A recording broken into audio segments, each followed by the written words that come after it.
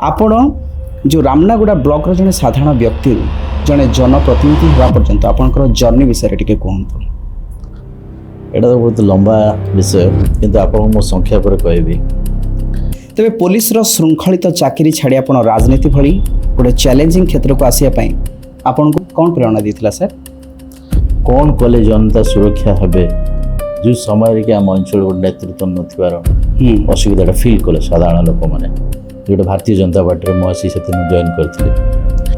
तमे सुनिବାକୁ पाइछु जे आपण post graduate केबे आपण कंप्लीट करछन्ते सर?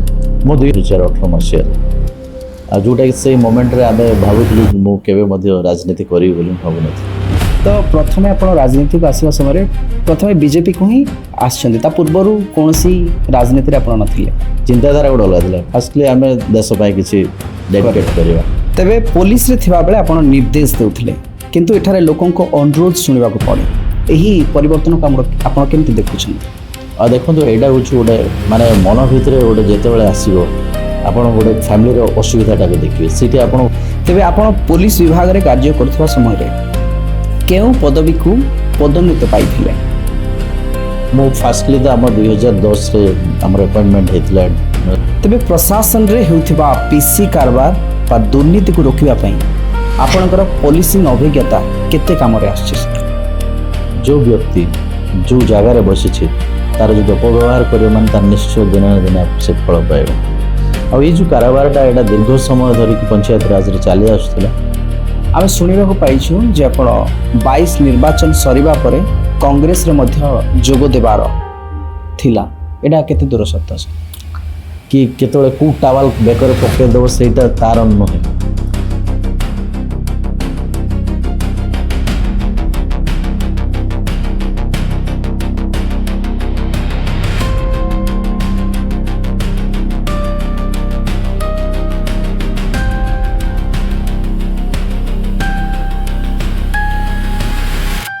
तेज जिला प्रशासन बा मुख्यमंत्री का अभियोग शुणाणी शिविर गुड़िक आपण ब्लॉक रे केते समस्यार समाधान होछि?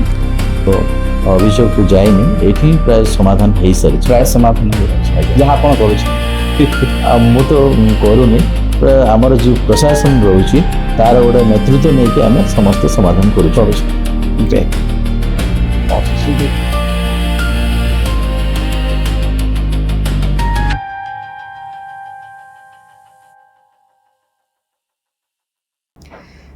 नमस्कार ओडिशा न्यूज एक्सप्रेस पॉडकास्ट किछि कथा किछि स्मृतिर आउ एक अध्याय को आपण को स्वागत करुछि मुजुनस।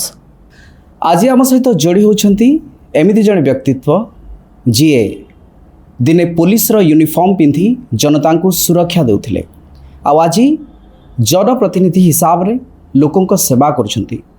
से होछंती रायगड़ा जिला रामनागुड़ा ब्लॉक रो वर्तमान रो अध्यक्ष बा गुणपुर निर्वाचन मंडली रो बीजेपी युव नेता श्रीजुक्त रविशंकर गमांग। सर नमस्कार आम पॉडकास्ट को आपको स्वागत। सर केमती अच्छे सर? आपण बहुत भल अच्छी घरे समस्ते भल अच्छे? सब भल अच्छे। ओके तो सर आमर जो पॉडकास्ट रही आम पॉडकास्ट ना रही किसी कथा किसी स्मृति तो आपण सहित आम कि कथबार्ता करवा पुणी आपणकर किसी स्मृति आम सहित शेयर करेंगे आम दर्शक बंधु मान सहित शेयर करेंगे। तो आशा करें पॉडकास्ट आज बहुत भल हम।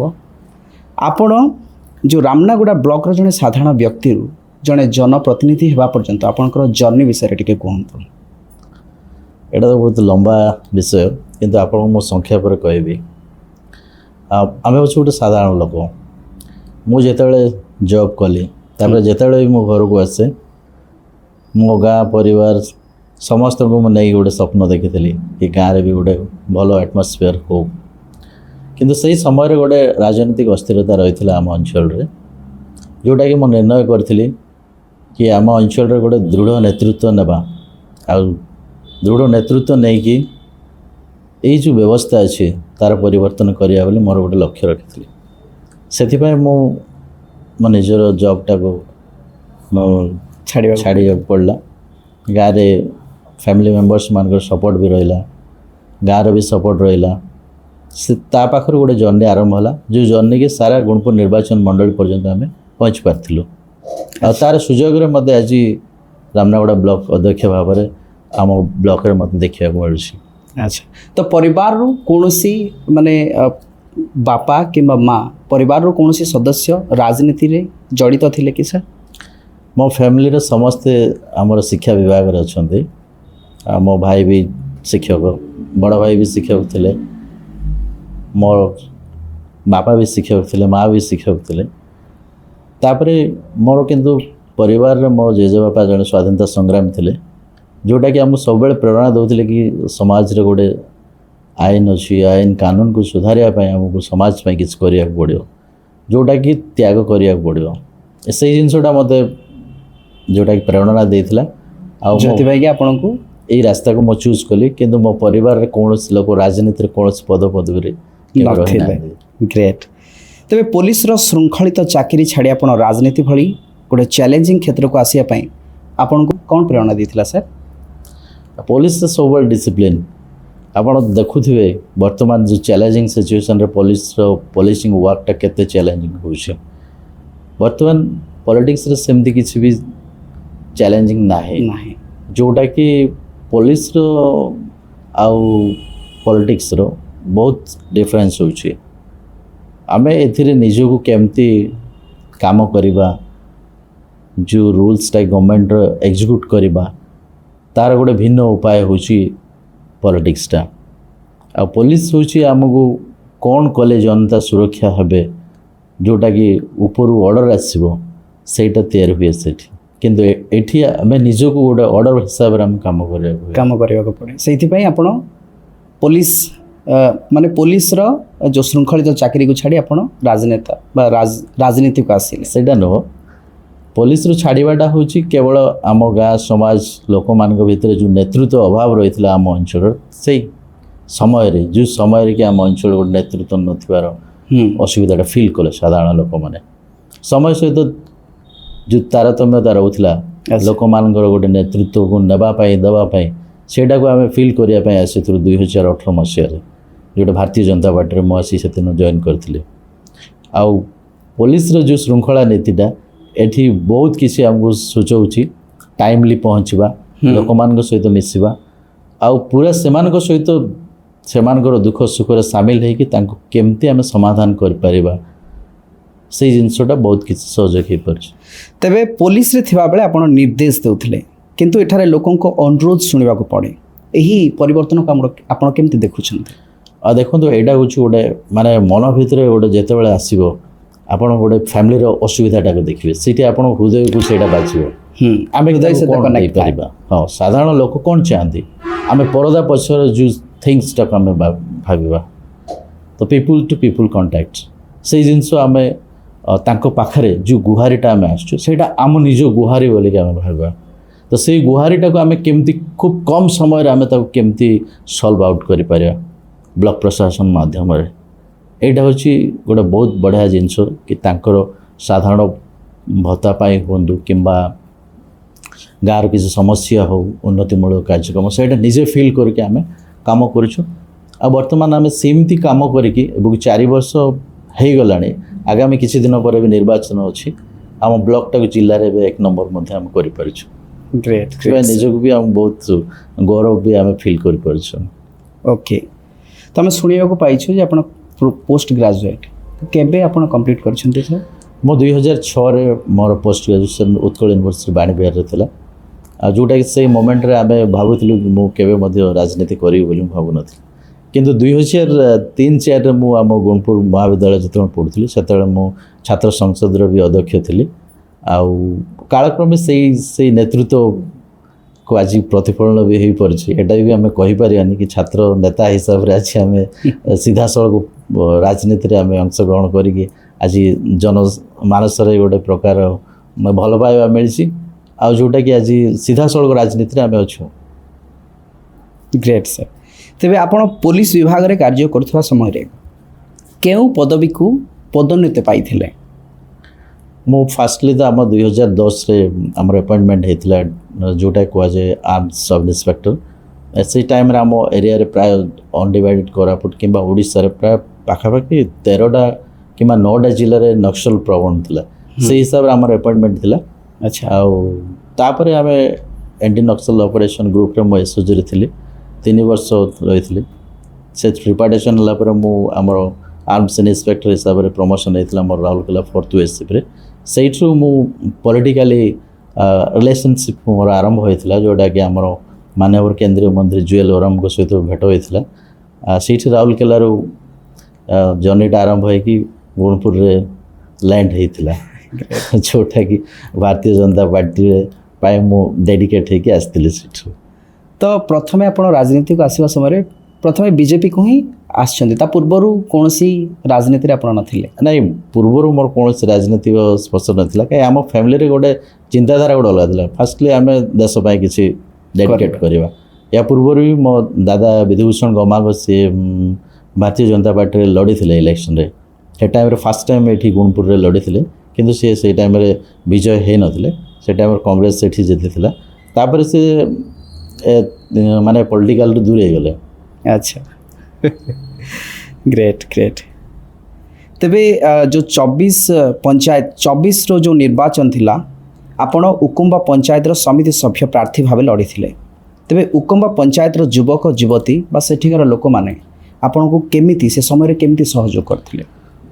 फास्टली तो आमर जो 2022 इलेक्शन जो थिला से टाइम रे आम पाई गोटे बहुत चैलेंजिंग थिला कि मो पंचायत रे से गोटे जो कोटा सिस्टम थाए लेडीज मानकर कोटा होगला तो मु अलग पंचायत रे निहाती लड़ीबार अच्छे तो से अनुसार मु अलग पंचायत को चूज कली जोटा आमर उकुम्बा ग्राम पंचायत पाखर नियरेस्ट सेटा गोटे भल एक्सपीरियंस रही फास्ट टाइम जो गाँव को भी मुझे गली से गाँव में बहुत दिन माने से जोटा कि मौलिक आवश्यकता इलेक्ट्रिफिकेशन हो से रेशन कार्ड हो कि कार पेंशन हो गाँव रास्ता भी हो ये विषय गुड़ाक बहुत असुविधा था मु तो से टाइम रे नुआ नुआ पॉलिटिक्स आसुली देखा करवा आसूची यही सब चिंताधारा ये चलूला किंतु मुझे थिंक कली आज करी माने करी यहाँ तो से लोक मान सहित कथबार्ता कली पिला सहित यंग मास मान सहित बसवा अच्छा जो पिला सहित धरिक जाकि ब्लॉक ऑफिस रे बसलु कहीं घर आसुनी कहीं भत्ता हो पाने कहीं रास्ता हो पाने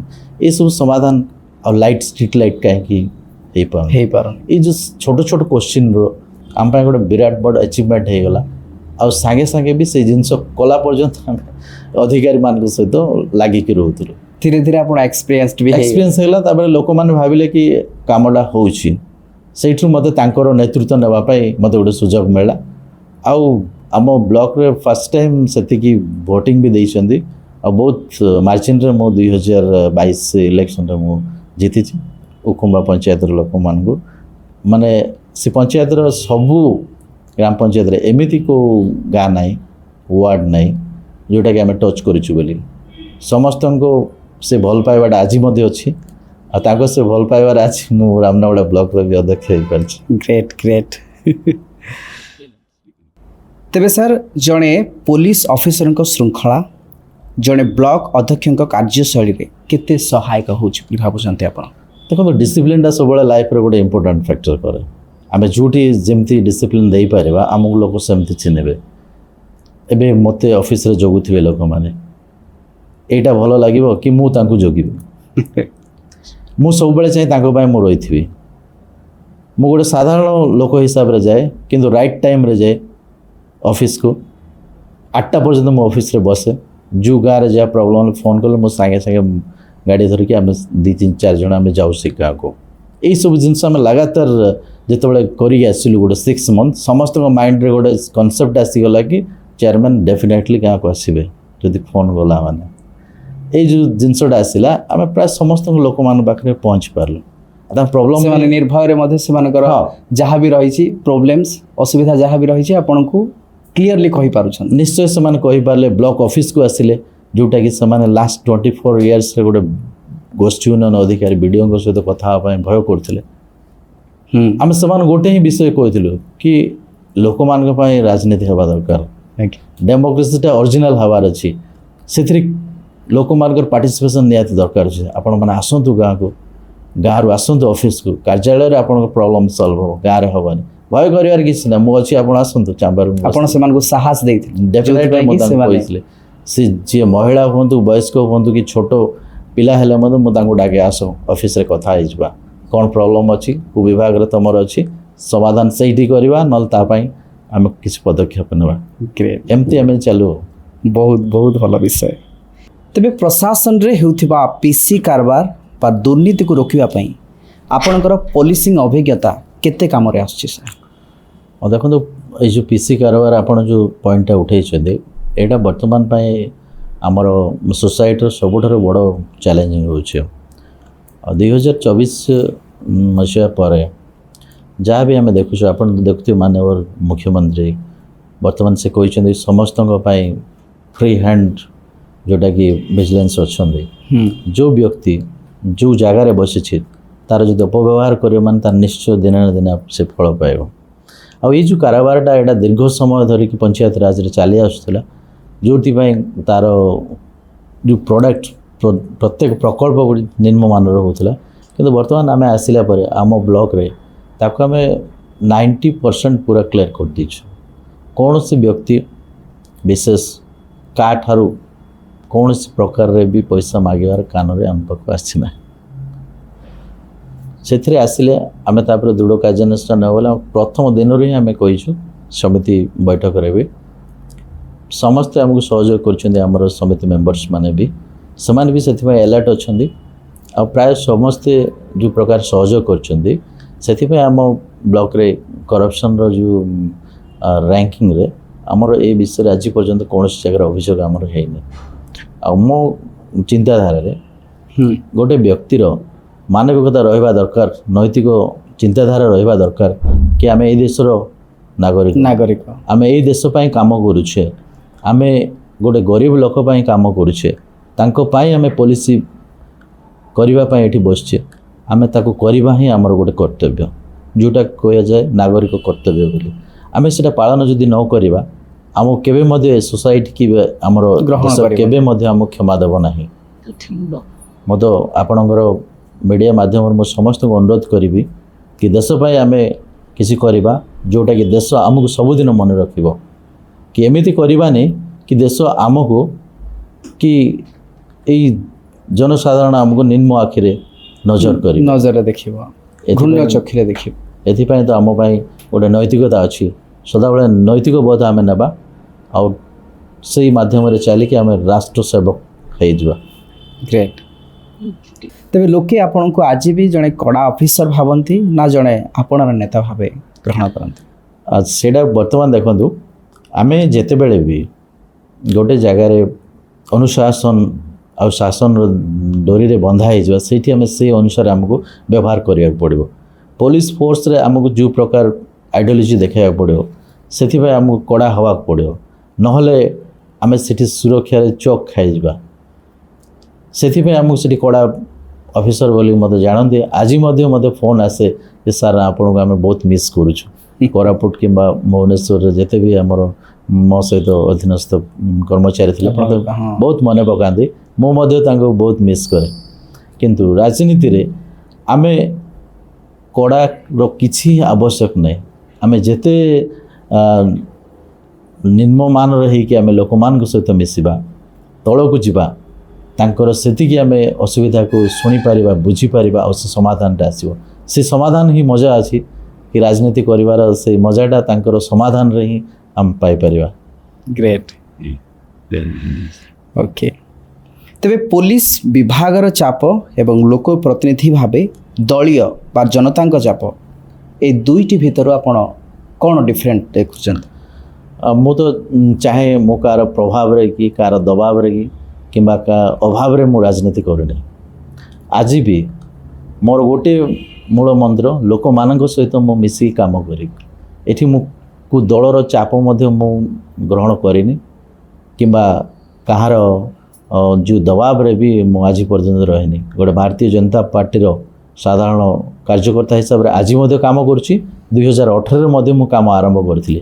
ଏମିତିକି ଯେତେବେଳେ ଗୁଣପୁର ନିର୍ବାଚନ ମଣ୍ଡଳୀରେ କେହି ନଥିଲେ, ବିଜେଡ଼ିର ପିକ୍ ଆୱାର ଚାଲୁଥିଲା, ସେହି ସମୟରେ ଧାନ ମଣ୍ଡିକୁ ଯାଇକି ଆମେ ଧାନ ମଣ୍ଡିରେ 77 କିଲୋ ଯେଉଁ ଯାଉଥିଲେ ସେଠି କଟ୍ କରିବା ପାଇଁ ମଧ୍ୟ ମୁଁ ଯାଇଥିଲି, ଯେଉଁଟାକି ସେଇ ଟାଇମ୍ର ବିଧାୟକ ତାଙ୍କ ଗାଁକୁ ମଧ୍ୟ ଯାଇଥିଲି। ମୁଁ ଏମ୍କେରାଇ ଗାଁକୁ ଯାଇଥିଲି, ଗୁଡ଼ାରେ, ପଦ୍ମପୁରରେ, ଆମ କୁଚେନ୍ଦ୍ରୀ, ଆମ ମଣ୍ଡଳରେ ବି ଯାଇଥିଲି, ଯେଉଁଟାକି आम जिले प्राय समस्ते अवेयरनेस हो जाते कि आमर अधिका कटनी छटनी हेब ना बोली से टाइम आपण माने माने मु कहबी आज जमीती मुझे टाइम काम करुँगी आज भारतीय जनता पार्टी साधारण कार्यकर्ता हिसाब से काम करुँची जोटा कि आज मत जिलार डीएलपीसी मेंबर भाव में मत नहीं चाषी मान को सही व्यवस्था को अवेयरनेस कर तो वर्तमान चाषी जो चाषी जो समस्या रही जो धान मंडी जो समस्या रही तार समाधान वर्तमान केमती रही मुझे विषय कहती आपको जोटा कि वर्तमान मो डीएलपीसी मेंबर हिसाब से सबू लैब को आम ग्रस्त करूँ इवेन जिलार लास्ट अंबादला समवाय सेठू जाइए आम अंचल लास्ट एपट आम पद्मपुर पर्यंत केवल चाषी मान समस्या समाधान हबार अच्छे आठी बाहर को कि कौन प्रकार दलाल मानकर जो केन्द्रीकरण होता से मुक्त करने समस्त अवेयरनेस करूँ जार भी किसी प्रॉब्लम आम तुरंत सेटा को निष्पत्ति नहीं कि आम समाधान करूँ। ग्रेट तेबे आपण पूर्वरु पंचायत समिति सदस्य थिले एबे अध्यक्ष एही नुआ दायित्व रे आपण केउ काम को फास्ट प्रायोरिटी दउछन मु देखुली आम अंचल जिते मु अध्यक्ष हेली बहुत पुराना समय आमर कंस्ट्रक्शन जो ब्रिज गुड़ाक हो पार नाला आपड़ जानी आमर नीलामगुड़ा ग्राम पंचायत दुईटी बड़ कंस्ट्रक्शन आमर दरकार थिला आउ जोटा आमर नाल अच्छी तार गोटे ब्रिज हबार थिला पाखापाखि आपड़ जानते भारतीय स्वाधीनता हवा पूर्व से ब्रिजटा करू कहीकि केते प्रकार समय बिताई देउथिले किंतु केही भी करि पार नथिले 2023 मसीह जून मसरे आमे से प्रपोजाल टाको देइथिलु जिला परिषद बैठक रे आमर कलेक्टर मैडम थिले सोदा देवी सिंह थिले ताको से ग्रहण कले कि मो तांको कहिथिले मैडम ये रिमोट विलेज रे आमे जदि गोटे ब्रिजटा जदि न करवा आम एरिया कनेक्टिविटी जो पंचायत लोक पाखापाखि 8-10 किलोमीटर बुलिकी आसुचंदी एवं पिला माने जो 5T स्कूल जितेबाला होता से स्कूल को आसवाटा बहुत प्रॉब्लम हो जदि आम सल्व करें ताहले मु अध्यक्ष हो किसी मोर वैल्यू ना मुझे जिद करके कि एटा हेबार अच्छे तो जोटा दुटा ब्रिज आमर आरडी रूरल डेवलपमेंट विभाग तरफ सैंक्शन होता एवं आज गोटे ब्रिजटा संपूर्ण हो सारी आ गोटे अंडर कंस्ट्रक्शन चलती जोटा आम बड़ अचिवमेंट आ मो निज गाँव में भी रास्ता नाला जोटा कि से रास्ता राजनीति आरंभ होता आज से रास्ता कंप्लीट है तो रामनागुड़ार मुख्य समस्या कौन रही सर मेनली रास्ता पानीय जलर कि शिक्षा क्षेत्र में देखो सेटा हूँ गोटे प्रकार जिनस सब बेले रही कहीं जनसंख्या जी आम वृद्धि हो पानीय जल असुविधा रमनागमन भी असुविधा रहा सर्ट आउट करने आमर 90% गाँव को रास्ता हो सारी जो गाँव में आमर हो पारने आमर पारगीति पंचायत भी किसी गाँव अच्छे आसिक आमर गुलुंठी अच्छी गंगोपाड़ अच्छी से रिमोट विलेज आम आरडी को हस्तांतरित करूँ जोटा कि वेरी सर्टली से काम गुड़ाक वर्तमान गवर्नमेंट आम भाजपा गवर्नमेंट मोहन माझी सरकार से समाधान हो बहुत आशा अच्छी आमर समाधान हेबा भी दरकार निहाती हो बर्तमान किसी भी आसी से गुड़ाक कार्यक्रम हो गले आम बहुत खुशी विषय। ग्रेट सर तेबे MGNREGA भली योजनार लाभ ग्राउंड जीरो रे लोकन को पाखरे केते पहुंची पारुछि देखो बर्तमान तो MGNREGA साउंड नाही एडा आमर बीबी रामजी हो जाइए जोटा कि गोटे नुआ कॉन्सेप्ट 125 डेज रो काम आमको सीधा सड़क गरीब श्रेणी लोक मान देवा कि से अंचल लोक मान काम करेंगे विकसित भारत से गोटे निर्माण जोटा कि आसी MGNREGA बदल रे ये जिनस को नुआर अप्लाई करा से जीविका केमती उन्नति हम नुआ प्रोजेक्ट केमती करिपरिबा एवं लोक माने सीधा सड़क तार बेनिफिट केमती पाई परिबे जोटा कि आगे गोटे प्रोजेक्ट कंप्लीट हो जाइथिबो प्रोजेक्ट नथिबो सेठी किंतु वर्तमान प्रोजेक्ट निजे करेंगे ग्राम लोक मैंने निज करेंगे आर जीवन जीविकार से गोटे मुख्य प्रभाव हम आ 2036 मसीहा जो आमर 100 वर्ष पूर्ति हम 2047 मसीहा से विकसित भारत यहाँ हूँ गोटे नेम रखा आमर जो वीजी रामजी आमर जो आछे ସେଇ ପ୍ରୋଗ୍ରାମଟା। ଗ୍ରେଟ୍। ତେବେ ରାମନାଗଡ଼ା ବ୍ଲକ ଆଦିବାସୀ ବହୁଳ ଅଞ୍ଚଳ, ତେବେ ମୁଁ କହିବି ଯେ ଯେଉଁ ରାମନାଗଡ଼ା ବ୍ଲକଟି ଆଦିବାସୀ ବହୁଳ ଅଞ୍ଚଳ ହୋଇଥିବାରୁ ଶିକ୍ଷା ବା ସ୍ୱାସ୍ଥ୍ୟ ସେବାକୁ ଲୋକଙ୍କ ପାଖରେ ପହଞ୍ଚାଇବା ପାଇଁ ଆପଣଙ୍କର ରୋଡ୍ ମ୍ୟାପ୍ଟା କ'ଣ ଅଛି? ଆମର ବର୍ତ୍ତମାନ ଦେଖନ୍ତୁ ଶିକ୍ଷା ତ ନିହାତି ଆବଶ୍ୟକ ଅଛି। ଆମର ବର୍ତ୍ତମାନ ଆମର ଯେଉଁ ପ୍ରାଇମେରୀ ସ୍କୁଲରେ ଆମର ଏଡ଼ିସନାଲ୍ କ୍ଲାସରୁମ୍ ନଥିଲା, ସେଇଠି ଆମେ ବର୍ତ୍ତମାନ କ୍ଲାସରୁମ୍ ଅଲରେଡ଼ି କରିଦେଇଛୁ। 11ଟା ପ୍ରାୟ 12ରୁ 13ଟି ଖଣ୍ଡେ ଆମେ ଏଡ଼ିସନାଲ୍ କ୍ଲାସରୁମ୍ କରିସାରିଛୁ। ଆଉ ବର୍ତ୍ତମାନ ସରକାରଙ୍କର ଯେଉଁ ଗୋଦାବରୀଶ ପ୍ରାଥମିକ ଆଦର୍ଶ ବିଦ୍ୟାଳୟ ଅଛି, ସେମିତି ଆମ ବ୍ଲକରେ 3ଟି ସାଙ୍କସନ୍ ହେଇଛି, ଯେଉଁଟା ପ୍ରାଥମିକ ସ୍କୁଲର ଗୋଟେ ବ୍ୟାକ୍ବୋନ୍ ହେବ ଭବିଷ୍ୟତର। ଆଉ ଯେଉଁ ସ୍କୁଲରେ କିଛିଟା ବି ତା'ର ଭିତ୍ତିଭୂମି ଆବଶ୍ୟକ ଅଛି, ତାକୁ ଆମେ ଆମର ଯେଉଁ ସରକାରଙ୍କର ଅନୁଦାନ ରହିଛି ଗ୍ରାଣ୍ଟ ଇନ୍ ଏଡ୍ରେ repair and maintenance of school ବିଲ୍ଡିଂରେ, ଆମେ ତାକୁ ୟୁଜ୍ କରିକି ବିଭିନ୍ନ ପ୍ରକାର ସ୍କୁଲରେ ଆମେ ଉନ୍ନତି କରିଛନ୍ତି। ଆଉ କିଛିଟା ବାକି ରହିଛି ବୋଲି ଭାବୁଛନ୍ତି ଆପଣ? ବାକି ଯେଉଁ ଅଛି ତାକୁ ମଧ୍ୟ କରିବା ପାଇଁ ପ୍ରପୋଜାଲରେ ଅଛି। ଗ୍ରେଟ୍। ତେବେ ଜିଲ୍ଲା ପ୍ରଶାସନ ବା ମୁଖ୍ୟମନ୍ତ୍ରୀଙ୍କ ଅଭିଯୋଗ ଶୁଣାଣି ଶିବିର ଗୁଡ଼ିକରେ ଆପଣଙ୍କ ବ୍ଲକରେ କେତେ ସମସ୍ୟାର ସମାଧାନ ହେଉଛି ବୋଲି ଭାବୁଛନ୍ତି?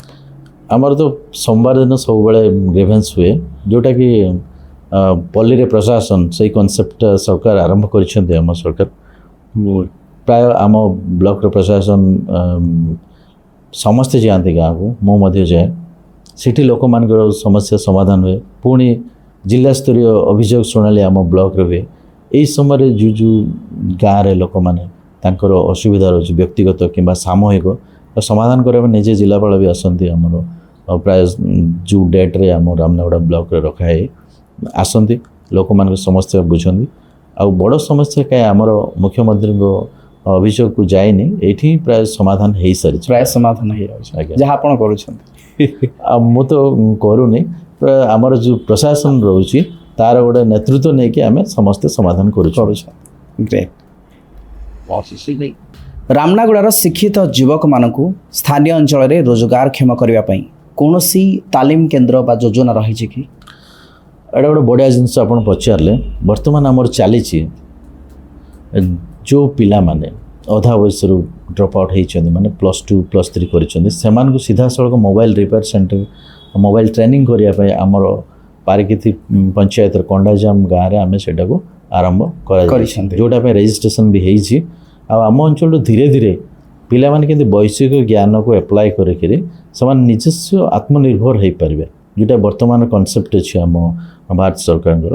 ଗୋଟେ ପିଲା ରୋଜଗାରକ୍ଷମ ହେବା ସହିତ ଆଉ 4 ଜଣଙ୍କୁ ମଧ୍ୟ ସେ ରୋଜଗାର କ୍ଷମତା କରେଇପାରିବ। ସେଥିପାଇଁ ଆମର ବ୍ଲକ ପ୍ରଶାସନ ନେଇଛି ଷ୍ଟେପ୍। ଆଉ ବର୍ତ୍ତମାନ ବି ପିଲାମାନେ ରେଜିଷ୍ଟ୍ରେସନ୍ କରିଛନ୍ତି। ତ ସେଇ ତାଲିମ କେନ୍ଦ୍ର କେବେ ହୋଇଛି ସାର୍? ଏବେ ଆମର ଆରମ୍ଭ ହେବାକୁ ଯାଉଛି।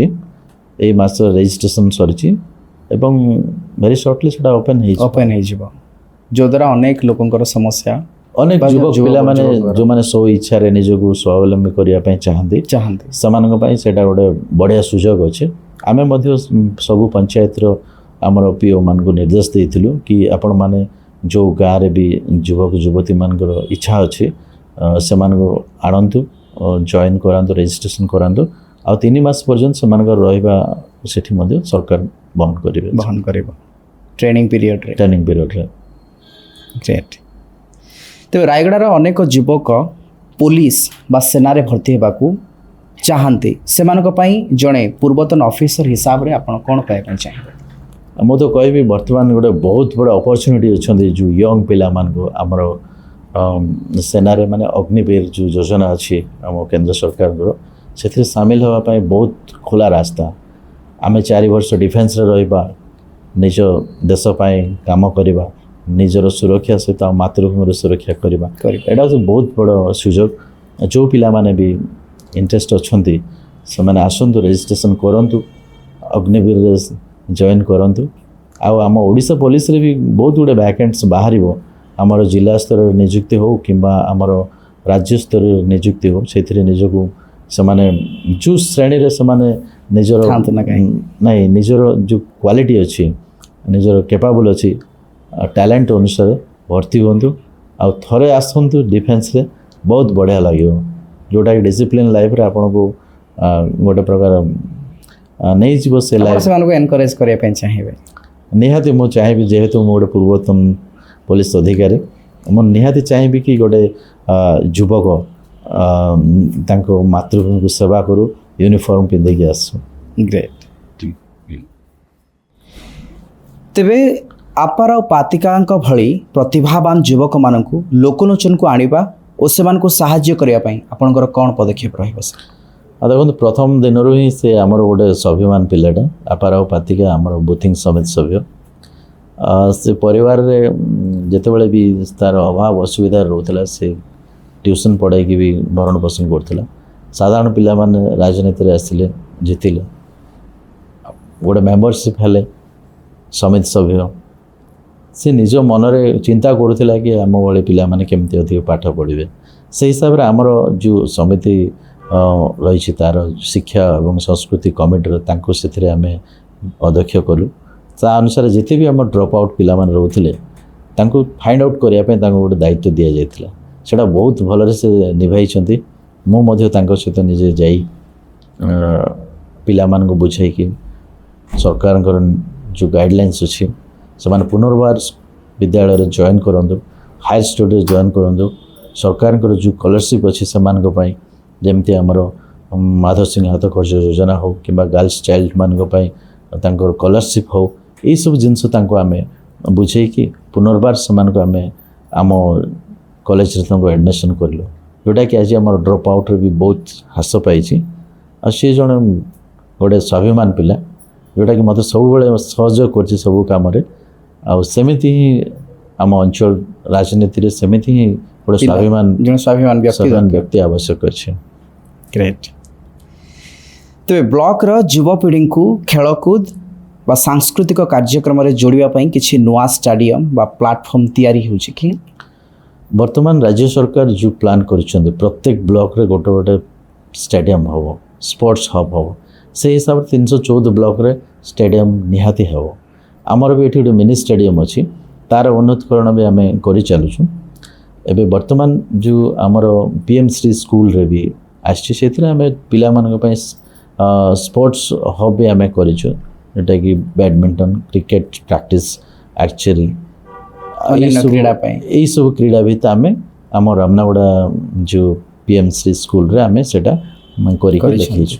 କିନ୍ତୁ ଅଲ୍ ଓଭର୍ ଯେତେବେଳେ ଆମେ ଷ୍ଟାଡ଼ିୟମ୍କୁ ଆସୁ, ବର୍ତ୍ତମାନ ସେଇଟା କଣ୍ଟିନ୍ୟୁ ପ୍ରୋସେସ୍ରେ ଅଛି। ତା'ର ଜମି ଅଧିକରଣ ଆଉ ତା'ର ଯେଉଁ ଟେଣ୍ଡର ହେବ, ବିରାଟ ବଡ଼ ହବ୍ଟା ହେବ ପ୍ରତ୍ୟେକ ବ୍ଲକରେ। ଏଇଟା ଗୋଟେ ସମସ୍ତଙ୍କର ଡ୍ରିମ୍ ଅଛି। ତ ଏଇ ଡ୍ରିମ୍ଟାକୁ ସରକାର ଫିଲ୍ଅପ୍ କରିବା ପାଇଁ ଯାଉଛନ୍ତି। ଆମେ ବି ସେଇ ଜିନିଷରେ ସାମିଲ ଅଛୁ, ଯେଉଁଟାକି ଭେରି ସର୍ଟଲି ଆମେ ପାଇପାରିବୁ ସେଇ ଜିନିଷଟା। ଗ୍ରେଟ୍। ତେବେ ଆପଣଙ୍କ କାର୍ଯ୍ୟକାଳ ମଧ୍ୟରେ ରାମନାଗୁଡ଼ା ବ୍ଲକରେ ଆପଣ କେଉଁ ଏକ ବଡ଼ ପରିବର୍ତ୍ତନ ଦେଖିବାକୁ ଚାହୁଁଛନ୍ତି ଆଗାମୀ ଭବିଷ୍ୟତରେ? ମୁଁ ତ ବର୍ତ୍ତମାନ ଦେଖନ୍ତୁ, ଆସିଗଲାଣି ବର୍ତ୍ତମାନ ଇଲେକ୍ସନ୍, ଆଉ 5 ବର୍ଷ ଆମର ସରିବା ପାଇଁ ଯାଉଛି। ଆଉ କିଛି ଦିନ ଗଲେ ବି ଇଲେକ୍ସନ୍ ଆସିବ। ସମୟ ଜଣାପଡ଼ିଲାନି କେତେ ଜଲ୍ଦି ପଳେଇ ଆସିଲା। ଯେଉଁ ପରିବର୍ତ୍ତନ ଆମେ ଚାହୁଁଥିଲୁ, ଆମକୁ 80% ଆମେ ପାଇଗଲୁ ସେ ପରିବର୍ତ୍ତନ। ଯେଉଁଟାକି ଆମର ପ୍ରଥମ ଗୋଟେ ଚିନ୍ତା ଥିଲା କି ଲୋକମାନେ କେମିତି ପ୍ରଶାସନ ସହିତ ଡିଲ୍ କରିବେ, ଯେଉଁ ଡିଲ୍ରେ କି ସେମାନଙ୍କର ଫାଇଦା ରହିବ ଆଉ ସେମାନଙ୍କର ଗୋଟେ ସ୍ୱରଟା ଉଚ୍ଚା ରହିବ, ଆଉ କାହାର ପ୍ରେସରରେ ସେମାନେ ଅଧା ରାସ୍ତାରୁ ଫେରିଯିବେ କିମ୍ବା ସେମାନେ ଭାବିବେନି କି ଆମେ ଆଜି ଏକା ଅଛୁ। ଏଇ ଜିନିଷଟା ଆମ ବ୍ଲକରେ ନାହିଁ। ସେମାନେ ଆସିବେ, ସିଧା BDOଙ୍କ ସହିତ କଥା ହେବେ, ସିଧା ସାମାଜିକ ସୁରକ୍ଷା ଅଧିକାରୀ ସହିତ କଥା ହେବେ, ସେମାନେ ସିଧା କଥା ହେବେ କି ସେମାନଙ୍କର କେଉଁ ବିଭାଗରେ କାମ ଅଛି। ଆଗରେ କ'ଣ ହେଉଥିଲା କି 10-12 ଜଣ କି 15 ଜଣ ଗୋଟେ ଗ୍ରୁପିଜିମ୍ରେ ବ୍ଲକ ଅଫିସ୍ ପରିସରରେ ରହୁଥିଲେ କି କେଉଁ ଲୋକ କ'ଣ ପାଇଁ ଆସିଛି, କ'ଣ କାମ ପାଇଁ ଆସିଛି, କ'ଣ କରିବ ସେ, ଏଇସବୁ ଯେଉଁ ଜିନିଷ ଥିଲା, ଗୋଟେ ଗଣତନ୍ତ୍ରକୁ ଦିନ ବେଳେ ହତ୍ୟା କରାଯାଉଥିଲା। କିନ୍ତୁ ଆମର ଶାସନ ସମୟରେ 2022ଠୁ ଯେଉଁ ପ୍ରକାର ଆମେ ଦେଖିଲୁ, ଲୋକ ହିଁ ଆମର ସବୁଠାରୁ ମୂଳ ଜିନିଷ। ସେ ନଥିଲେ ତ ଗଣତନ୍ତ୍ର କିଛି ନାହିଁ। ଏ ଗୋଟେ ଫଣ୍ଡାମେଣ୍ଟାଲ ୱାର୍କସରେ ଆମେ ଆଚିଭମେଣ୍ଟ ପାଇଲୁ, ଯେଉଁଟାକି ଆଜି ଯେକୌଣସି ବ୍ୟକ୍ତି ମଧ୍ୟ ସିଧା ଆସିକି ଆମର ପ୍ରଶାସନ ସହିତ କଥା ହେଇପାରୁଛି। ସେଇଟା ହିଁ ଆମେ ଦେଖିବାକୁ ଚାହୁଁଥିଲୁ, ଆଚିଭମେଣ୍ଟ ମଧ୍ୟ ଆମେ ପାଇଛୁ। ଗ୍ରେଟ୍। ତେବେ ରାଜନୀତିରେ ଆପଣଙ୍କର ପରବର୍ତ୍ତୀ ଲକ୍ଷ୍ୟ କ'ଣ ରହିଛି ସାର୍?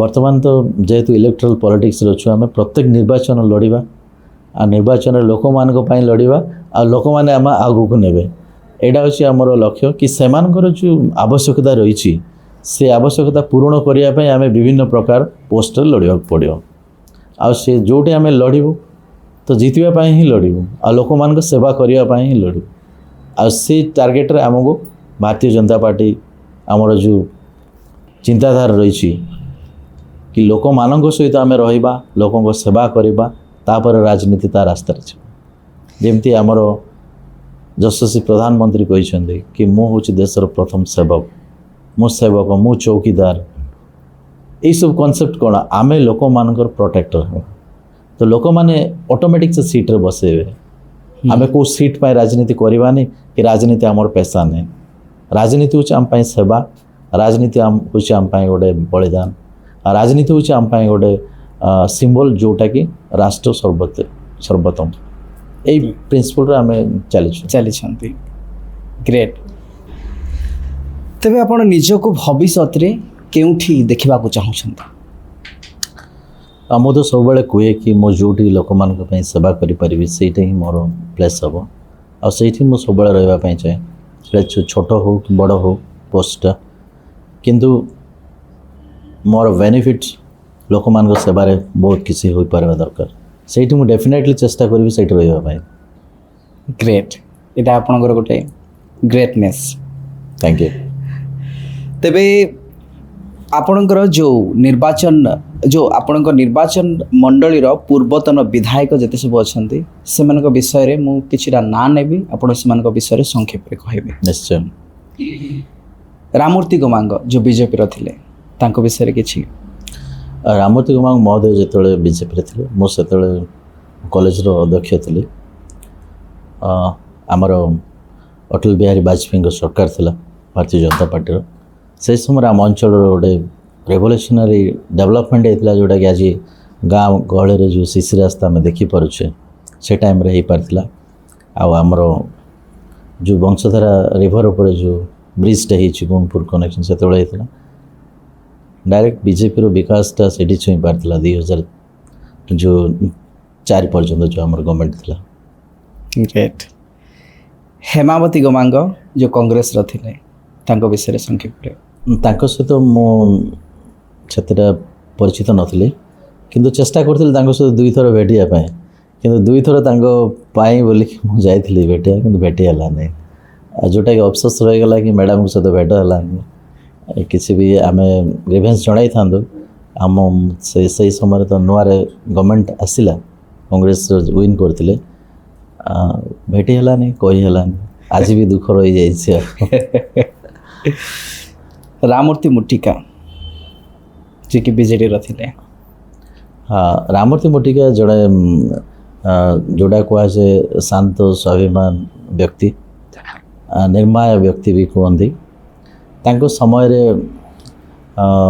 ବହୁତ କିଛି ହେଇପାରିଥାନ୍ତା କିନ୍ତୁ ତାଙ୍କର ଗୋଟେ ଯେଉଁ ବଳୟ ଭିତରେ ସେ ରହିଲେ ଯେଉଁ ବଳୟ କି ଆପଣମାନେ ଜାଣିଥିବେ କି ବିଜେଡ଼ି ସରକାରଙ୍କର ଯେଉଁ ବଳୟ ସେ ବଳୟରେ ଲୋକମାନଙ୍କ ଠାରୁ ନେତାମାନେ ପୁରା ଯେଉଁ ଗ୍ୟାପ୍ ରହୁଥିଲା ସେଇ ଗ୍ୟାପ୍ରେ ସେ ରହିଲେ ଯେଉଁଟାକି ତାଙ୍କ ପରବର୍ତ୍ତୀ ସମୟରେ ଆମେ ଭାବିଲୁ କି ତାଙ୍କ ପାଖକୁ ଯିବାର କିଛି ଆବଶ୍ୟକ ନାହିଁ ତାଙ୍କ କର୍ମୀଙ୍କ ସହିତ ତାଙ୍କର ବହୁତ ଭଲ ସମ୍ପର୍କ ଥିଲା। ଗ୍ରେଟ୍। ଠିକ୍। ତ୍ରିନାଥ ଗମାଙ୍ଗ ଏବଂ ରଘୁନାଥ ଗମାଙ୍ଗ ବର୍ତ୍ତମାନ ଯେଉଁ ବିଧାୟକ ଅଛନ୍ତି ସତ୍ୟଜିତ ଗମାଙ୍ଗ ତାଙ୍କ ବିଷୟରେ କିଛି? ମୁଁ କହୁଛି କି ଆମର ରଘୁନାଥ ଗମାଙ୍ଗ ମହୋଦୟ ପୂର୍ବତନ ବିଧାୟକ ହୁଅନ୍ତୁ କିମ୍ବା ଆମ ତ୍ରିନାଥ ଗମାଙ୍ଗ ପୂର୍ବତନ ବିଧାୟକ ହୁଅନ୍ତୁ କିମ୍ବା ଆମର ଏଇ ଯେଉଁ ରାମମୂର୍ତ୍ତି ମୁଟିକା ଏଇ 4 ଜଣ ବିଧାୟକ ଆମର ପ୍ରଡକ୍ସନ୍ ଅଫ୍ ବିଜେଡ଼ି ତାଙ୍କର ଗୋଟେ ମାତ୍ର ଲକ୍ଷ୍ୟ ଥିଲା ଲୋକମାନଙ୍କ ଠାରୁ ଦୂରରେ ରହିବା ଶାସନକୁ ଅନ୍ୟ ହାତରେ ପରିଚାଳନା କରିବା ବିକାଶର ନାମ ନିଶାନ ଉପରେ ସେମାନଙ୍କର ଠପା ଲଗାଇବା। ମୁଁ ସେତେବେଳେ ଗୋଟେ ଯୁବକ ଥିଲି ମୋ ନଜରରେ ମୁଁ ଯାହା ଦେଖିବି ତାହା ସେଇ ଟାଇମ୍ରେ ଆମର ଏଇ ଅଞ୍ଚଳବାସୀ ଚାହୁଁନଥିଲେ ସେମାନଙ୍କୁ ଯାହା ପାଇଁ ତାଙ୍କର ବିଜୟ ସୁନିଶ୍ଚିତ ହୋଇଥିଲା ସେଇ ଲୋକମାନେ ମଧ୍ୟ ପସ୍ତଉଛନ୍ତି କି ଏଇ ପ୍ରକାର ବ୍ୟବହାର କାହିଁକି ଆମେ ପାଇଲୁ।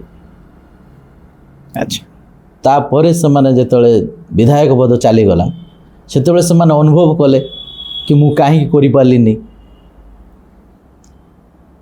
ସେ ଯେତେବେଳେ ଯାହା ପସ୍ତଉଛନ୍ତି ବିଧାୟକ ଥିବା ସମୟରେ କରିବା କଥା କରିପାରିଲେନି, ସେଇଟା ତାର ଉତ୍ତର ସାଧାରଣ ଲୋକମାନେ ଆଜି ଗାଁ ଗହଳରେ ବି ଦେଉଛନ୍ତି। ସେମାନେ ନିଜର କର୍ମୀମାନଙ୍କ ସହିତ ବହୁତ ଭଲ ଥିଲେ, କିନ୍ତୁ ଯେଉଁ ଗରିବ ଲୋକମାନେ, ଯେଉଁ ବ୍ୟକ୍ତିମାନେ, ଯେଉଁ ଆଶା ଭରସା ଆଉ ଯେଉଁ ସମାଧାନ ରାସ୍ତା ଖୋଜିବା ପାଇଁ ଯେଉଁ ଲୋକ ବି ଯାଉଥିଲା ତାଙ୍କ ପାଖକୁ, ସେମାନେ କିନ୍ତୁ ଆଉ ଜଣଙ୍କ ପାଖକୁ ନିର୍ଦ୍ଦେଶ ଆଙ୍ଗୁଳି ଦେଖାଉଥିଲେ କି ମୋ ଦ୍ୱାରା ହେବନି। ତାହେଲେ ଲୋକମାନଙ୍କର ଗୋଟେ ପ୍ରଶ୍ନ ଥିଲା, ତା କାହା ଦ୍ୱାରା ସମାଧାନ ହେବ? ସେହି ସମୟରେ ସେହି ପ୍ରକାର ଆଡ଼ମିନିଷ୍ଟ୍ରେସନ୍ ଚାଲୁଥିଲା। କିନ୍ତୁ ବର୍ତ୍ତମାନ ଆମେ ଯେଉଁ ଯୁବ ବିଧାୟକ ଆମର ଅଛନ୍ତି ସତ୍ୟଜିତ ଗମାଙ୍ଗ, ବର୍ତ୍ତମାନ ବହୁତ ସମୟ ବାକି ଅଛି ପ୍ରୁଭ୍ କରିବା ପାଇଁ। ବିଧାୟକର ଯେଉଁ ଗାରିମା ପଦ ରହିଛି ତାକୁ ପ୍ରୁଭ୍ କରିବା ପାଇଁ ହେଉଛି ନିହାତି ଗୋଟେ ଆବଶ୍ୟକ। ସେ ଯୁବକ ଅଛନ୍ତି, ତାଙ୍କର ଶେଷ ସମୟ ପର୍ଯ୍ୟନ୍ତ ଆମେ ଅପେକ୍ଷା କରିବାକୁ ପଡ଼ିବ ସେ କ'ଣ କରୁଛନ୍ତି। ତା ଅନୁସାରେ ସମୟ କହିବ ଆଉ ଜନତା ବି ସେ ମାଧ୍ୟମରେ ତାଙ୍କ ଜବାବ ଦେବେ। କିନ୍ତୁ ଭାରତୀୟ ଜନତା ପାର୍ଟି ସବୁବେଳେ କୁହେ କି ଆମେ ହେଉଛୁ ସମାଜର, ସମାଜ ଆମ ପାଇଁ, ଆମ ରାଜନୀତି ହେଉଛି ଲୋକମାନଙ୍କ ପାଇଁ। ଆମେ ରାଜନୀତିରେ ବିରୋଧୀରେ ରହିକି ମଧ୍ୟ ଆମ ଦଳ ବହୁତ କିଛି ଲୋକମାନଙ୍କୁ ରାସ୍ତା ଦେଖାଇଛି, ବହୁତ କର୍ମୀଙ୍କୁ ସେ ହରାଇଛି, ଯେଉଁଟାକି ସେ କର୍ମୀମାନଙ୍କ କାର୍ଯ୍ୟକଳାପ ଏବଂ ତାଙ୍କର ଯେଉଁ ସୁଦୃଢ଼ ନେତୃତ୍ୱ ପାଇଁ ଆଜି ଭାରତୀୟ ଜନତା ପାର୍ଟି ରାଜ୍ୟରେ ଆମର ସରକାର ଅଛି, କେନ୍ଦ୍ରରେ ମଧ୍ୟ ସରକାର ଅଛି। ଆଜି ଲୋକମାନଙ୍କ ପାଇଁ ହିଁ କରିବା ପାଇଁ ଆମେ ବଦ୍ଧତା। କିନ୍ତୁ ପଶ୍ଚାତାପର ବିଷୟ, ଆମ ଅଞ୍ଚଳରେ ବିଧାୟକ ନାହାନ୍ତି ଭାରତୀୟ ଜନତା ପାର୍ଟିର, କିନ୍ତୁ ତାର ଅଭାବ ମଧ୍ୟ ଆଜି ଆମେ ପରିଲକ୍ଷିତ କରୁନୁ। କାହିଁକି ସିଧାସଳଖ ଆମର ମୁଖ୍ୟମନ୍ତ୍ରୀ ଲୋକମାନଙ୍କ ସହିତ ମିଶୁଛନ୍ତି, ଯେଉଁଟାକି ଲୋକମାନଙ୍କ ପାଇଁ ଆମର ଲୋକଙ୍କ ସରକାର ଆମର ହେଇପାରିଛି। ତେବେ ଯେଉଁ କଂଗ୍ରେସର ଗଡ଼ କହୁଥିବା ଅବିଭକ୍ତ କୋରାପୁଟ ଜିଲ୍ଲା, ଯେଉଁ ପଞ୍ଚାୟତ ନିର୍ବାଚନ ଯେଉଁ 2027ରେ ରହିଛି ବା ସାଧାରଣ ନିର୍ବାଚନ 2029ରେ ରହିଛି, ତ କ'ଣ ଆପଣ ଆଶା କରୁଛନ୍ତି ଯେ ପଦ୍ମ ଫୁଟିବ? ନିଶ୍ଚୟ। ମୁଁ ଆପଣଙ୍କୁ ଗୋଟେ ବିଷୟ ଏଠି ମୁଁ କହିବି, ଯେଉଁ ବର୍ତ୍ତମାନ ଆମର ବାଇ ଇଲେକ୍ସନ୍ ହେଇଥିଲା ନୂଆପଡ଼ାରେ, ସେଇଟା ଗୋଟେ ବିଜେଡ଼ିର ଗଡ଼ ଥିଲା। ସେ ଗଡ଼ରେ ମୁଁ ନିଜେ ଆମର କେନ୍ଦ୍ରୀୟ ଯେଉଁ ରାଜ୍ୟ ନିର୍ବାଚନ ଭାରତୀୟ ଜନତା ପାର୍ଟିର ତାଙ୍କ ନିର୍ଦ୍ଦେଶକ ମୁଁ ନୂଆପଡ଼ାରେ ଯାଇକି କାର୍ଯ୍ୟ କରୁଥିଲୁ। ସେଇଠି ଯେଉଁ ପ୍ରକାର ଆମେ କାର୍ଯ୍ୟ ଦେଖିଲୁ, କାର୍ଯ୍ୟ କରିକି ଆସିଲୁ, ତା ମାଧ୍ୟମରେ ତ କୋରାପୁଟରେ ସେମିତି କିଛି ନାହିଁ। କୋରାପୁଟ ଯେଉଁ ଆପଣମାନେ କହିଲେ କଂଗ୍ରେସର ଗଡ଼ ବୋଲି, ବର୍ତ୍ତମାନ ଆପଣ ଭୋଟ୍ ସେୟାରିଂ ଦେଖନ୍ତୁ, ବାଜପେୟୀର ଭୋଟ୍ ସେୟାରିଂ ଆଗକୁ ଆସୁଛି। ଆଉ ବର୍ତ୍ତମାନ ବିକାଶର ଯେଉଁ ମାଧ୍ୟମ ଲୋକମାନେ ପସନ୍ଦ କରୁଛନ୍ତି କି ରାଜନୀତିଟା ବିକାଶ ହେବାର ଅଛି, ଦେଶ ସୁରକ୍ଷା ହେବାର ଅଛି ଏବଂ ଆମର ଦେଶକୁ ସଶକ୍ତ କରିବାର ଅଛି, ଏଇ ତିନୋଟି ଜିନିଷ ମାଧ୍ୟମରେ ହିଁ ନିର୍ବାଚନ ପାଇଁ ଲୋକମାନେ ଭାରତୀୟ ଜନତା ପାର୍ଟିକୁ ପ୍ରଥମ ଦେବେ। ଆଜି ସାରା ବିଶ୍ୱରେ ଯୁଦ୍ଧର ମାହୋଲ ଚାଲିଛି, ଯୁଦ୍ଧ ବି ଚାଲିଛି, କିନ୍ତୁ କାହା ପାଇଁ ଆଜି ଭାରତ ସୁରକ୍ଷା ଅଛି? ମୁଁ ଆପଣଙ୍କର ନ୍ୟୁଜ୍ ମାଧ୍ୟମରେ ମୁଁ କହିବାକୁ ଚାହେଁ ଗୋଟେ ଜିନିଷ, ସଶକ୍ତ ଭାରତର ଯେଉଁ ଲିଡରସିପ୍ ଆଦରଣୀୟ ନରେନ୍ଦ୍ର ମୋଦିଜୀ, ତାଙ୍କର ଯେଉଁ ଦୃଢ଼ ନେତୃତ୍ୱ ବଳରେ ଆଜି ସୁପର ପାୱାର ବୋଲାଉଥିବା ଆମେରିକା ମଧ୍ୟ ଭାରତ ଆଗରେ ନଇଁ ପଡ଼ିଛି। ବିଭିନ୍ନ କଥା ଆପଣମାନେ କହିବେ ବିରୋଧୀ ପାର୍ଟିରୁ, କିନ୍ତୁ ରିଅଲିଷ୍ଟିକ୍ ପଏଣ୍ଟ ଅଫ୍ ଭ୍ୟୁରେ ଆମର ଭାରତର ଯେଉଁ ବୈଦେଶିକ ନୀତି ଏବଂ ଦେଶର ଅଭ୍ୟନ୍ତରୀଣ ସୁରକ୍ଷା ପାଇଁ ଯେଉଁ ନୀତି ନିୟମ ଆମର ବହୁତ ଭାବରେ ପରିବର୍ତ୍ତନ ହେଇଛି, ତାର ସେ ପ୍ରଭାବରେ ଆଜି ଆମର ଦେଶ ସୁଦୃଢ଼ ହୋଇପାରିଛି, ଯେଉଁଟାକି ବିଶ୍ୱରେ ଆଜି ଭାରତୀୟ ନାଗରିକମାନଙ୍କୁ ଏତେ ଯୁଦ୍ଧ ହେବା ସତ୍ତ୍ୱେ ମଧ୍ୟ ତାଙ୍କୁ ସ୍ପେଶାଲ ଗାଇଡେନ୍ସରେ ଆଜି ନ୍ୟୁ ଦିଲ୍ଲୀ ଏୟାରପୋର୍ଟରେ ଲ୍ୟାଣ୍ଡିଂ କରାଯାଉଛି। ଏଇଟା ଆପଣମାନେ ଦେଖନ୍ତୁ। ଆଉ ଓଡ଼ିଶାରେ କେବଳ ଗୋଟିଏ ମାତ୍ର ନିର୍ବାଚନ ମଣ୍ଡଳୀରେ ଆଜି ସାଂସଦ ପ୍ରାର୍ଥୀ ଆସିଛନ୍ତି, କି ଭବିଷ୍ୟତରେ ନ ଆସିବେ ବୋଲି ଗ୍ୟାରେଣ୍ଟି କ'ଣ? ଏଠି ଯେଉଁ ରାୟଗଡ଼ା ଜିଲ୍ଲାରେ 3ଟା ବିଧାୟକ ମାନେ ଆମର ଜିତିଛନ୍ତି, ଲୋକମାନେ ପରିବର୍ତ୍ତନ ହେବ ନାହିଁ ବୋଲି କାହିଁକି ଭାବୁଛନ୍ତି? 24 ବର୍ଷର ଶାସନକୁ କିଛି ସମୟ ମୁହୂର୍ତ୍ତରେ ଆପଣମାନେ ଦେଖିଥିବେ ନୂଆ ସରକାର ଆମର ଆସିଗଲା, ଲୋକଙ୍କ ସରକାର, ଲୋକଙ୍କ ପାଇଁ ଯେ 24/7 ଆୱାର ଆମର ମାନ୍ୟବର ମୁଖ୍ୟମନ୍ତ୍ରୀ କାମ କରୁଛନ୍ତି। ଆମ କାର୍ଯ୍ୟକର୍ତ୍ତାମାନେ ମଧ୍ୟ ସେଇ ମାଧ୍ୟମରେ କାର୍ଯ୍ୟ କରୁଛନ୍ତି ଏବଂ ଭବିଷ୍ୟତରେ ଅନଡିଭାଇଡେଡ଼ କୋରାପୁଟରେ ନିଶ୍ଚୟ ଭାବରେ ପଦ୍ମ ଫୁଟିବ। ଆଉ ପଦ୍ମ ଫୁଟିକି ଏବେ ବି କୋରାପୁଟରେ ଅଛନ୍ତି, ଆପଣମାନେ ଦେଖୁଥିବେ ମାନ୍ୟବର ବିଧାୟକ ବି ଅଛନ୍ତି ଆମର କୋରାପୁଟରେ, ଯେଉଁଟାକି ସେଇଟା ବି ପସିବିଲିଟି ଅଛି, ପସିବିଲିଟି ବହୁତ ଅଛି। आम निश्चय आम गुणपुर रायगड़ा आमर जो विषमकटक निर्वाचन मंडल अच्छी यही सब भितर आमर निर्वाचित जनप्रतिनिधि भारतीय जनता पार्टी निहाती हम आती भितर आमर कन्स्टिट्युएंसी डेलिमिनेशन प्रक्रिया भी जो चलती तार भी कार्यक्रम अच्छी सरकार नीति नियम अच्छी समय अनुसार निहाती से निर्धारित हम आउ पद्म फुटब निश्चय फुटब आ दृढ़तार सहित भी मुझे कहूँ लोक मान हृदय पद्म अच्छी वर्तमान। सर वर्तमान जो सुभद्रा योजनार जो चतुर्थ किस्ती रामनगरा ब्लॉक रो केते महिला तार लाभ उठाई पारि वर्तमान सुधा आमर 13,000 प्लस हिताधिकारी आवेदन करथिले आम पंचायत समिति तरफ 11,000 प्लस हिताधिकारी लिस्ट आमर बेनिफिशियरी पाई सारे चतुर्थ किस्ती से पाई सारे एटा आम गोटे बड़ अचिवमेंट आ बाकी जहाँ रहा आमर 150 खंडे ताकू पुनर्बार आमर चली कौन पाई रिजेक्ट हो रिजेक्शन लिस्ट को आउ थे पुनर्बार सरकार गाइडलाइंस आसिले आम आउ थे इनरोल करने आम सुजोग से देबू से अप्लाई करेंगे आउ या छड़ा आमर महिला मान सशक्तिकरण करने आम पंचायत समिति तरफ विभिन्न प्रकार योजना मान आम देचु जोटा कि आपण मैंने जानी कि आम पंचायत समिति तरफ स्ट्रॉबेरी चाष कराई गुलमुंडा ग्राम पंचायत रे पारकेती आम गुलुंठी ग्राम पंचायत रे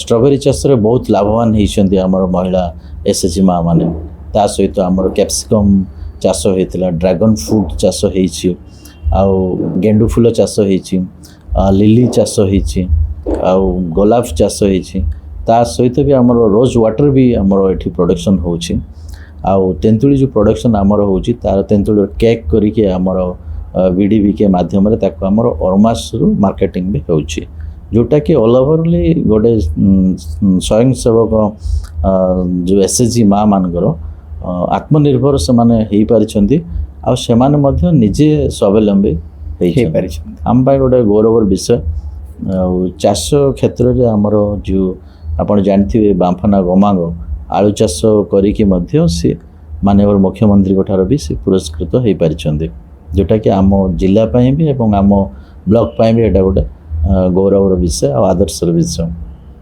आम शुणा पाइछु जे आपण 22 निर्वाचन सरिबा परे कांग्रेस रे मध्य जोग देबार थिला एटा केते दूर सत्य सर जेहेतु आमर पंचायत राज जो स्तर अच्छी ए कौन सी दल न थाए कि कौन सी दलीय सिंबल रे आम इलेक्शन लड़ू न था त्रिस्तरीय पंचायत रे जिते जिला परिषद हुए जिला परिषद स्तर में सेटा दलीय सिंबल रे लड़ती आमर पंचायत समिति रे साधारणतः जनता मानकर जो सिंबल प्रोवाइड करती सरकार से सिंबल रे आम लड़ू ए कौन सी दलीय सिंबल न थाए लोक मैंने विभिन्न प्रकार दलर लोक व्यक्तित्व को देखिकी निर्वाचन विजय करती से कांग्रेस रे थे बीजेडी रे थे बीजेपी रे थे किंतु सेमानकर गाँ पाखर गोटे लोकल लीडर केमिति हेबा कथा से समस्त से सहयोगिता रही मुझे जिते इलेक्शन लड़िली से समय आम अंचल रे आमर जो प्रकार भी सहयोग मत मिलता सबू दलर लोक मैंने मत सहयोग करते किंतु जिते मु अध्यक्ष हेली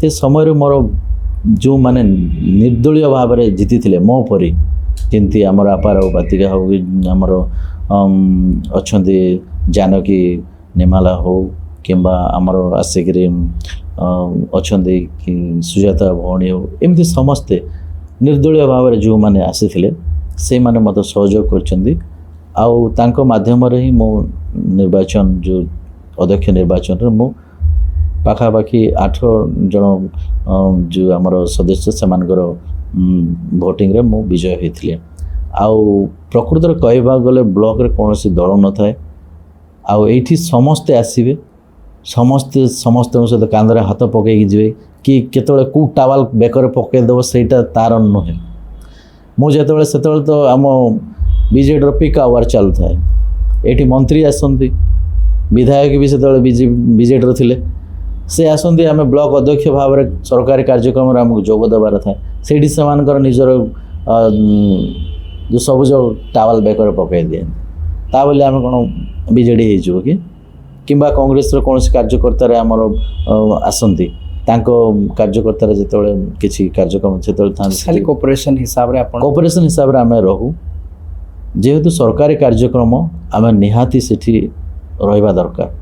ଏବେ ବିଭିନ୍ନ ପ୍ରକାର କାର୍ଯ୍ୟକ୍ରମରେ ଆପଣମାନେ ଦେଖୁଥିବେ ଆମେ ସମସ୍ତେ ସମସ୍ତଙ୍କ ସହ ସହଯୋଗ କରୁ, କିନ୍ତୁ ଆମର 2018 ମସିହାରେ ମୁଁ ଗ୍ରାମାଞ୍ଚଳର ମୋର ସମସ୍ତ ଯେଉଁମାନେ ବି ମୋତେ ରାଜନୀତିକୁ ଆସୁ ବୋଲି ଭାବୁଥିଲେ ତାଙ୍କମାନଙ୍କୁ ନେଇକି ମୁଁ ରାଜ୍ୟ କାର୍ଯ୍ୟାଳୟ ଭୁବନେଶ୍ୱରରେ ମୁଁ ଭାରତୀୟ ଜନତା ପାର୍ଟିରେ ଯୋଗ ଦେଇଥିଲି, ଯେଉଁଟାକି ଆଜି ମଧ୍ୟ ସେଇ ଜିନିଷ କାୟମ ଅଛି।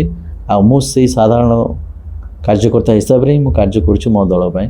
ଆଉ ଏଇଥିରେ ମୁଁ ଆଗରୁ ମଧ୍ୟ କହିଥିଲି କି ମୁଁ କାହାର ପ୍ରଭାବରେ ରାଜନୀତି କରେନି, କି ଦବାବରେ ନାହିଁ, କି ଅଭାବରେ ନାହିଁ। ଯେଉଁଟାକି ଆଜି ମୁଁ ମୋ ଲୋକମାନଙ୍କ ପାଇଁ ରାଜନୀତି କରୁଛି, ଆଗାମୀ ସମୟରେ ବି ମୁଁ କରୁଥିବି। ଏଥିରେ କାହାର ମୋ ପାଇଁ ବି ସେଥିରେ ଯେଉଁ କହୁଛନ୍ତି ତିଳେ ବି ଦ୍ୱନ୍ଦ୍ୱ ନାହିଁ, ମୋ ତିଳେ ବି ଦ୍ୱନ୍ଦ୍ୱ ନାହିଁ। ବହୁତ ଗୁଡ଼ିଏ କଥା ମୁଁ ଶୁଣେ, ମୁଁ ସବୁ ବିଷୟ ଶୁଣେ, ଶୁଣିବାରେ କିଛି ଅସୁବିଧା ନାହିଁ, କିନ୍ତୁ ଆମ କାମ ହେଉଛି ସେବା କରିବା। ଆଉ ଲୋକମାନେ ଠିକ୍ ବୁଝିଛନ୍ତି କି ତାଙ୍କ ପାଇଁ ତାଙ୍କ ଉପରେ କ'ଣ ଆମେ କରିକି ଆସୁଛୁ, କିମ୍ବା ତାଙ୍କର ଯେଉଁ ଭଲ ପାଇବାର ଯେଉଁ ଆସନରେ ଆମକୁ ବସେଇଛନ୍ତି ଆମେ ତା'ର ପ୍ରତିଫଳନ କ'ଣ ଦେଇଛୁ, ଯେଉଁଟା ଆଜି ଆମ ପଞ୍ଚାୟତ ସମିତି ରାୟଗଡ଼ା ଜିଲ୍ଲାରେ 1 ନମ୍ବର ହୋଇପାରିଛି। ସେଇଟା ଆମ ପାଇଁ ଗୌରବ, ବହୁତ ବଡ଼ ଆଚିଭମେଣ୍ଟ, ବହୁତ ବଡ଼ ଆଚିଭମେଣ୍ଟ। କିନ୍ତୁ ମୁଁ ଆଉ ଥରେ ବି କହୁଛି, ମୁଁ ଭାରତୀୟ ଜନତା ପାର୍ଟିର ସାଧାରଣ କାର୍ଯ୍ୟକର୍ତ୍ତା ରହିଛି, ଆଉ ସେଇଟା ହିଁ ଆମ ପାଇଁ ଗୋଟେ ବଡ଼ ଆଚିଭମେଣ୍ଟ।